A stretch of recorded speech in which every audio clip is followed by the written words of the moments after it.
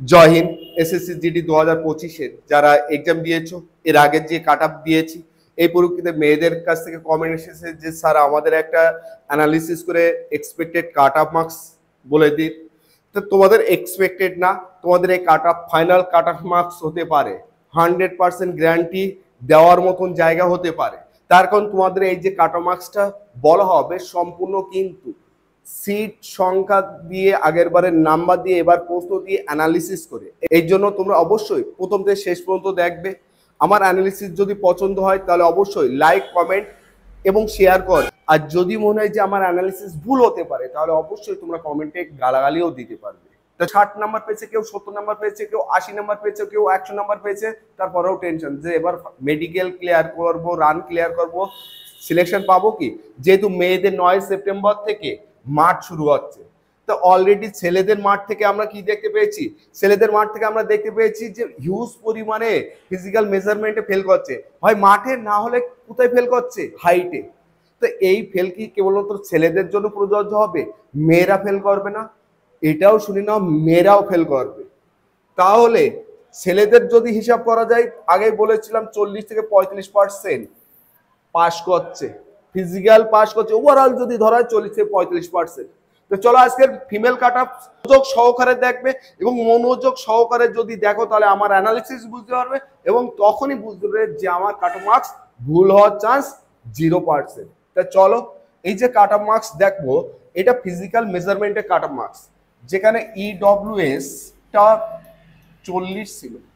কাদের জন্য? ফিমেলদের জন্য EWS.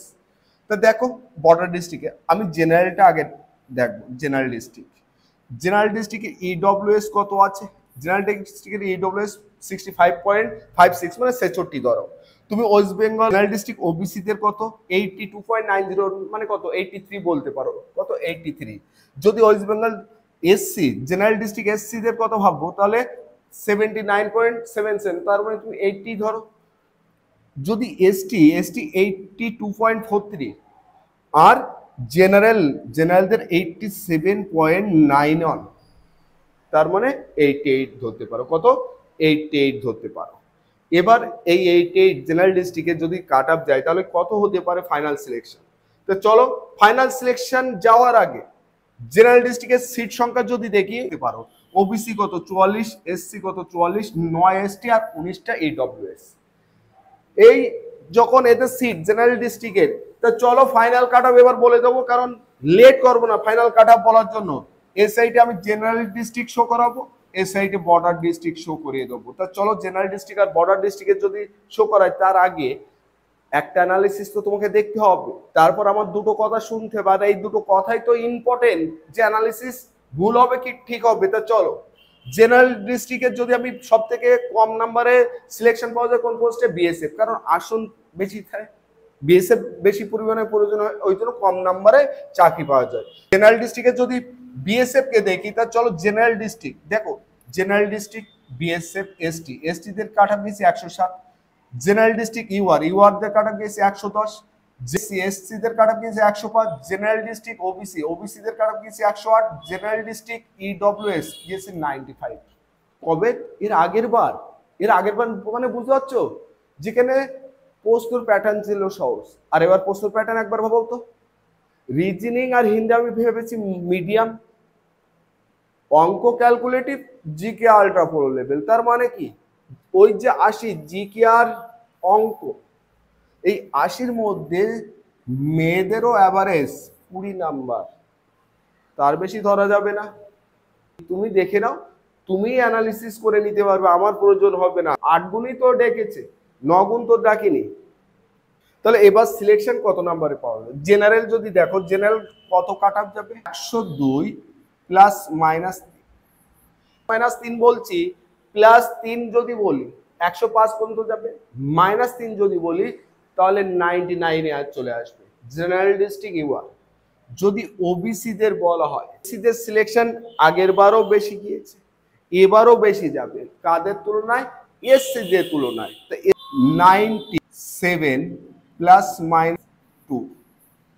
OBC দের কাট up কত? 97 প্লাস -2। এসসি দের কাট আপ কত যাবে? 95 প্লাস -2। এসটি দের কাট আপ কত যাবে?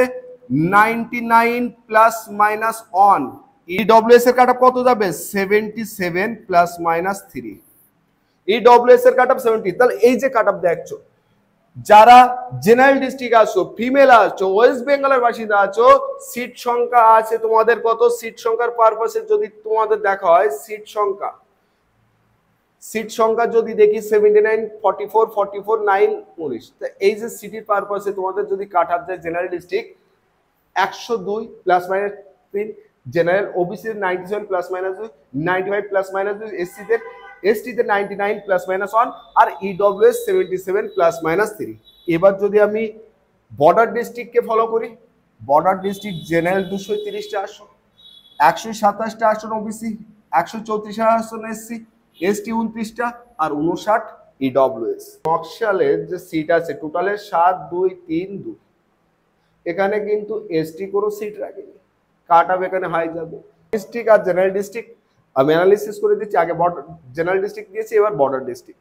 এবার যদি আমি বর্ডার ডিস্ট্রিক্ট গুলো দেখি, বর্ডার ডিস্ট্রিক্ট দেখো, border district EWS cut off কত গিয়েছে 52, যেখানে EWS border district OBC cut off গিয়েছে 92, বর্ডার ডিস্ট্রিক্ট এসসি দের কাট অফ গিয়েছে 98.4, বর্ডার ডিস্ট্রিক্ট এসটি দের গিয়েছে দেখো এখানে হাই 108.74, বর্ডার ডিস্ট্রিক্ট কিন্তু এসটি।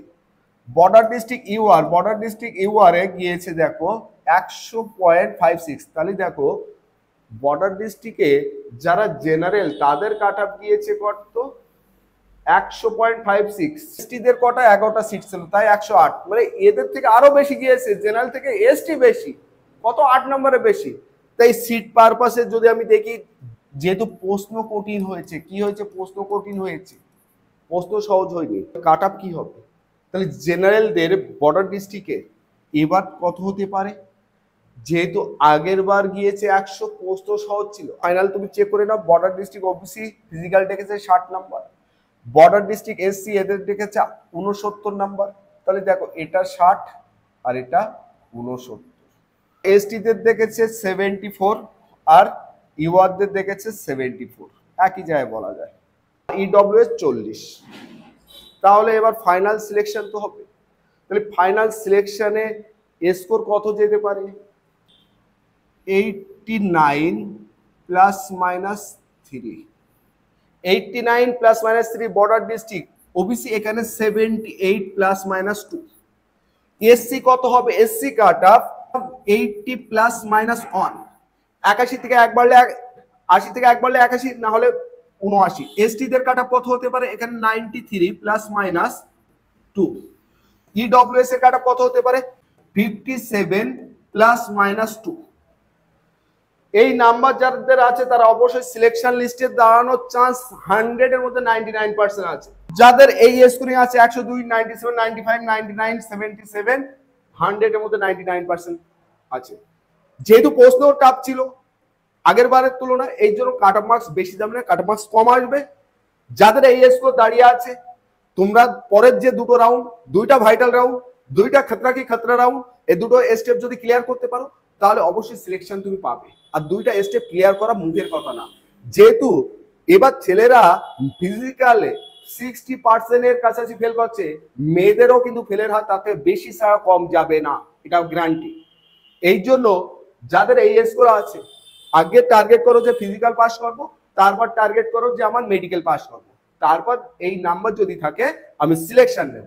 যাদেরকে স্যাটিসফাই করতে পেরেছে তারা অবশ্যই তোমাদের স্কোর এবং তোমাদের পাওয়ার কবে মার্ক করেছে অবশ্যই কমেন্ট বক্সে লিখে জানাবে। আর যাদের সন্তুষ্ট করতে পারেনি তারা অবশ্যই গালাগালি কমেন্টে দেবে, কিন্তু ফাইনাল সিলেকশনে তখন কিন্তু এই স্ক্রিনশটটা আমিও রেখে দেব। অবশ্যই তোমরা এই ভিডিওটি শেয়ার কর। আর যারা এসএসসি জিডি 2026 এর জন্য প্রিপারেশন নিচ্ছ, যদি আমার ব্যাচ অনলাইন ম্যাথ এবং রিজনিং এর ব্যাচ নিতে চাও তাহলে অবশ্যই যোগাযোগ করবে 8159971882 এই নাম্বারে।